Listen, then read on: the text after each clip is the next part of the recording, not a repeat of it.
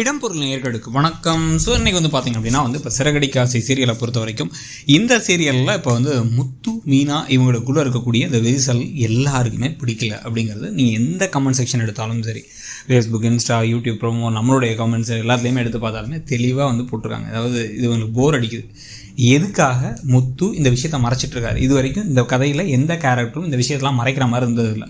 யூஸ்வலாக பார்த்திங்க அப்படின்னா மாமியார் மாட்டிட்டாங்க தப்பு செஞ்சு அப்படின்னா மருமக காப்பாற்றுற மாதிரிலாம் காமிப்பாங்க. ஆனால் இங்கே அந்த மாதிரிலாம் நடக்கல.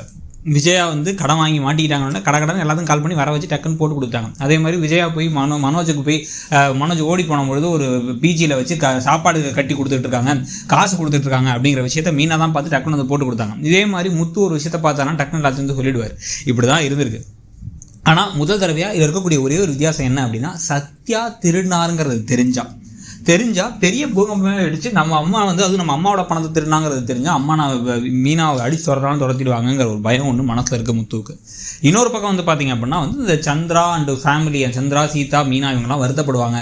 அவங்களுடைய எல்லா நம்பிக்கையும் இவன் தான். ஆனால் இவன் அந்த நம்பிக்கையை பொய்க்கிற மாதிரி விஷயங்களை பண்ணிட்டான். அதனால் இதை நம்ம சொல்லாமல் இருக்கிறது பெட்டர் அப்படின்னு அவர் நினைக்கிறாரு அப்படிங்கிறாங்க. ஆனால் இப்போ பார்த்திங்கன்னா இவர் அதை சொல்லாமல் இருக்கிறதுனால ஒவ்வொரு நாளும் ஒவ்வொரு நிமிஷமும் நிம்மதி இல்லாமல் சந்தோஷம் இல்லாமல் தான் இப்போ மீனா இருக்காங்க. மீனா அப்படியே மாதிரி வாழ்க்கையே போன மாதிரி இப்போ பேசுகிறாங்க. வாழ்க்கையே வெறுத்து போச்சு அப்படிங்கிற மாதிரி இவர் இப்படி தான் எந்த நேரம் எப்படி நடந்துப்பாருன்னு தெரில.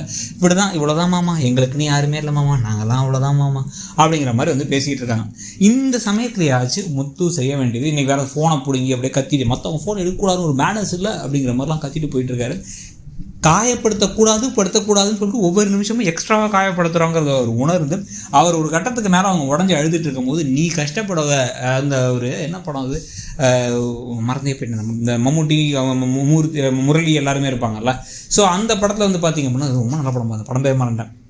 அங்கே ஒரு டயலாக் ஒன்று சொல்லுவார் மம்முட்டி. என்ன அப்படின்னா என்ன இருந்தாலும் நீங்கள் தாங்க மாட்டீங்க, அதனால தான் சொல்லாமல் இருக்கேன் அப்படின்ட்டு. எங்கே போய் பணத்தை எடுத்துகிட்டு இருக்கீங்க, என்ன பண்ணுறீங்க அப்படின்னு கடைசியில் கேட்டால் முரளி ரம்பாவோட குழந்தைக்கு உடம்பு செல்லுங்கிறதுக்காக இவர் சேர்த்து வச்சுட்டு இருப்பார் பணத்தை. அந்த விஷயம் தான் சொல்லுவார் ஆனந்தம்.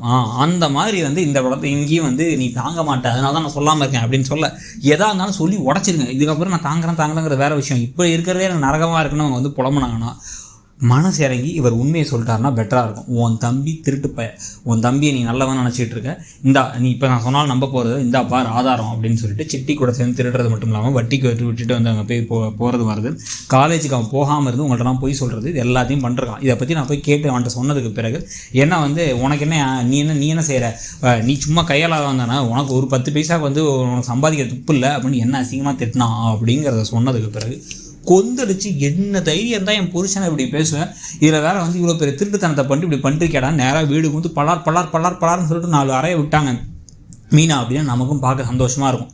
விட்டுட்டு இதுக்கப்புறம் நீங்கள் இப்போ இதான் காரணம், இதனால் அவர் பண்ணியிருக்காரு, என் புருஷனை தப்பாக நினச்சிட்டோம், அவர் பாவம் நம்ம குடும்பம் நல்லதுக்காக நினச்சிட்டு இவர் ரவுடி பையங்கிற பேர் எல்லாத்தையும் வாங்கியிருக்காரு. இவனால தான் இவன் கேடுகட்டத்தனமாக சில காரியங்களை பண்ணி கடைசியில் எனக்கும் அவர்களில் பிரச்சனையை உண்டு பண்ணி நாங்கள் பிரிஞ்சாலும் பரவாயில்லங்கிற மாதிரி அந்த உண்மையை சொல்லாமல் தான் இருந்திருக்கான். இவர் சொல்லாமல் இருந்தாருன்னா இவனுக்கு எங்கே போச்சு புத்தி, நான் தெரியாமல் தப்பு பண்ணிட்டோமா அப்படின்னு உணர்ந்தா சொல்லியிருப்பான். அதையும் சொல்லலை, ஏன்னா உணரவே இல்லை, நம்ம தப்புலாம் செய்யலை அப்படின்னு நினைக்கிறான் அப்படிங்கிற மாதிரி கோபமாக பேசிட்டு அதுக்கப்புறமா மீனாவும் முத்தும் கட்டி பிடிச்சி சேர்ந்துட்டாங்க. இந்த வாரத்தில் நடந்துச்சுன்னா நிம்மதியாகிடும்.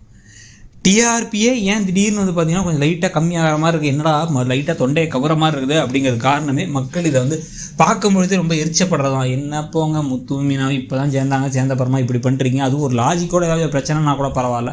முத்து இதை சொல்ல மாட்டேன்றதும் மீனா தெரிஞ்சுக்கிறதுக்கு இதாக இருக்கிறதும் மீனா முத்துவை தப்பாகவும் நினைக்கிறதும் கதை போகிறது ஒத்து வரல அப்படிங்கிறது தான் எல்லாருடைய கூற்று. உங்களுக்கும் அதுதான் தோணுதாங்கிறத சொல்லுங்கள். முத்து மீனா விவகாரத்தை டக்குன்னு முடிச்சுட்டா பெட்டர் உங்களுக்கும் தோணுதாங்கிறதையும் சொல்லுங்கள். தேங்க்ஸ்.